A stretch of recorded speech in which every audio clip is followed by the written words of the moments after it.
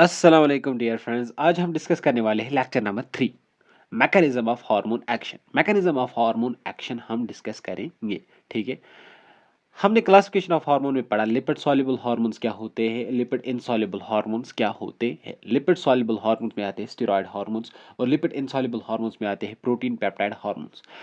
Steroid hormones को हम कहते हैं G1 हार्मोन्स, ग्रुप 1 हार्मोन्स भी। प्रोटीन पेप्टाइड हार्मोन्स को कहेंगे group second hormones. Group first hormones में हमने देखा कि इनके रिसेप्टर्स जो होंगे वो होते हैं इंट्रासेल्युलर। इंट्रासेल्युलर वो सेल के अंदर इनके रिसेप्टर्स होते हैं ग्रुप 1 हार्मोन्स के। और इनके जो रिसेप्टर्स होंगे ग्रुप सेकंड हार्मोन्स के वो एक्स्ट्रा होंगे। एक्स्ट्रा सेल्यूलर, ठीक है, वो सेल के बाहर होंगे, प्लाज्मा मेम्ब्रेन पर प्रेजेंट होंगे। ठीक है,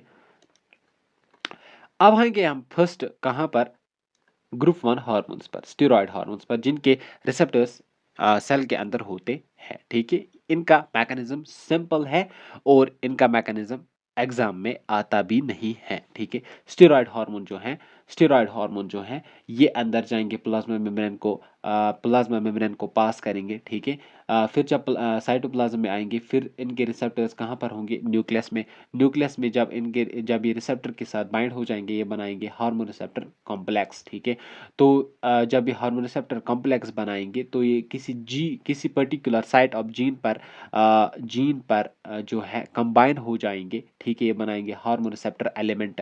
जीन की फिर ट्रांसक्रिप्शन हो जाएगी, ये बनाएंगे mRNA, मैसेंजर आरएनए की ट्रांसलेशन हो जाएगी, तो मैसेंजर आरएनए से बनेगा प्रोटीन। ठीक है, प्रोटीन कहाँ पर बनेगा, साइटोप्लाज्म में। ठीक है, इसके बाद अब आएंगे हम असली टॉपिक पर।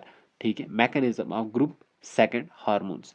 ग्रुप सेकंड हार्मोन जो होंगे इनके जो रिसेप्टर्स है वो एक्स्ट्रा सेलुलर प्रेजेंट होते हैं, वो सेल मेम्ब्रेन के ऊपर प्रेजेंट होते हैं। ठीक है, वो सेल मेम्ब्रेन के ऊपर प्रेजेंट होते हैं, किनके, ग्रुप सेकंड हार्मोन्स के। ठीक है,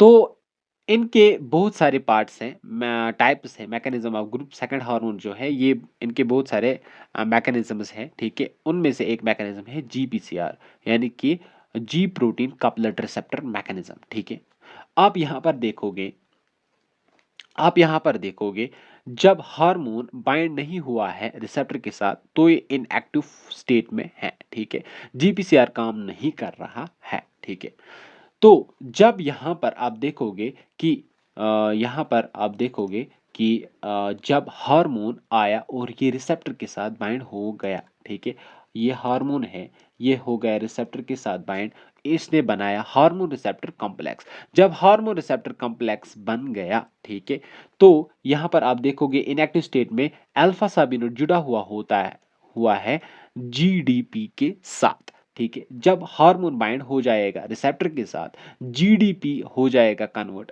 GTP में। ठीक है, और अल्फा सब यूनिट डिटैच हो जाएगा बीटा और गामा सब यूनिट से, और ये अटैच हो जाएगा कहाँ पर, एडिनाइलेट साइक्लेज पर। एडिनाइलेट साइक्लेज पर जब ये तो अटैच ये हो एक्ट गया, करेगा as a catalyst. Adenylate cyclase as a catalyst. Act करेगा कौन, एडिनाइलेट साइक्लेज। ठीक है, एडिनाइलेट साइक्लेज क्या करेगा, ATP से बनाएगा 4CMP, साइक्लिक AMP।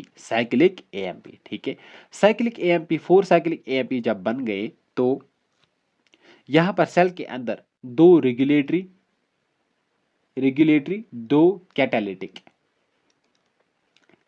कैटालिटिक और दो रेगुलेटरी सब यूनिट्स बाइंड हुए होते हैं। ठीक है, जब 4CAMP यानी कि 4 मॉलिक्यूल्स ऑफ साइक्लिक AMP आएंगे तो ये बाइंड हो जाएंगे 4 साइट्स ऑफ रेगुलेटरी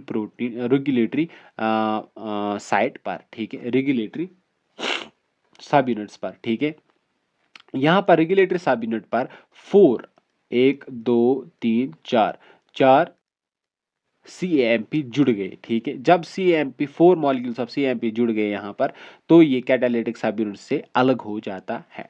कैटालिटिक सब यूनिट जो है ये फॉस्फोराइलेशन में हमें मदद करता है। तो फॉस्फोराइलेशन में मदद करता है, ठीक है। यहाँ पर एटीपी एक यूज हो गया, ठीक है, यहाँ से एडीपी बन गया, ठीक है।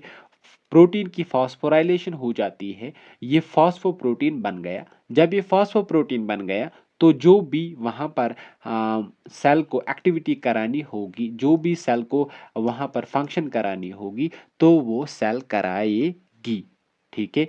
तो ये सारा मैकेनिज्म है जीपीसीआर, इसको हम कहते हैं जीपीसीआर मैकेनिज्म, ठीक है। ये हमारा आज का टॉपिक था।